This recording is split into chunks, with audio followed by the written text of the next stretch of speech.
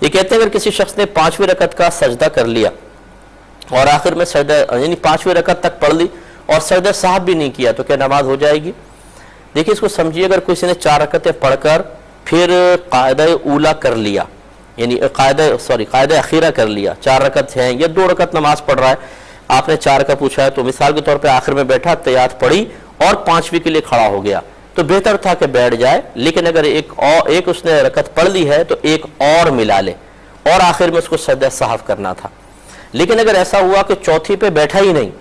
چوتھی کا سجدہ کیا اور ڈائریکٹ کھڑا ہو گیا 5ویں کے لیے، تو جیسے ہی 5ویں کا سجدہ کرے گا یہ تمام فرض باطل ہو جائیں گے، نفل میں بدل جائیں گے، گویا کہ 5 رکعت نفل ہو گئی، 1 رکعت اور ملائے 6 نفل ہو گئی اور فرض اس کو دوبارہ ادا کرنے پڑیں گے، اور اس میں سجدہ صاحب کا کوئی فائدہ نہیں ہے، وجہ اس کی یہ ہے کہ تو نفل بن گئے ویسے ہی۔ تو اس لیے قاعدہ اخیرہ میں بیٹھا ہے یا نہیں بیٹھا سب سے پہلے یہ دیکھیں، اگر بیٹھا ہے اور 5ویں کا سجدہ کر لیا ہے تو ایک اور ملا لے، پہلے 4 فرض ہو جائیں گے، آخر کے 2 نفل ہو جائیں گے، سجدہ صاحب کرے گا۔ لیکن اگر قاعدہ اخیرہ میں نہیں بیٹھے ہیں اور 5ویں کا سجدہ کر لیا، اس سے پہلے یاد آ جائے تو بیٹھ جائیں، آخر میں سجدہ صاحب سے ہو سکتی ہے، لیکن اگر 5ویں بھی پڑھ لی، چونکہ آپ کا کویسچن یہی ہے اور قاعدہ اخیرہ کیا نہیں تھا، تو جیسے ہی 5ویں کا سجدہ کریں گے اس کے فرض باطل ہو جائیں گے، یہ 5 نفل ہوئے، ایک اور ملائیں 6 نفل ہو گئے، اور یہ نماز آخر میں مکمل کر کے فرض دوبارہ پڑھنے ہوں گے۔ لہذا اگر سجدہ صاحب نہیں کیا یا دوبارہ فرض نہیں پڑھے تو دونوں صورتوں میں دیکھ لیں، اگر سجدہ صاحب لازم ہو رہا تھا اور نہیں کیا تو اس نماز یہ واجب العیادہ ہے،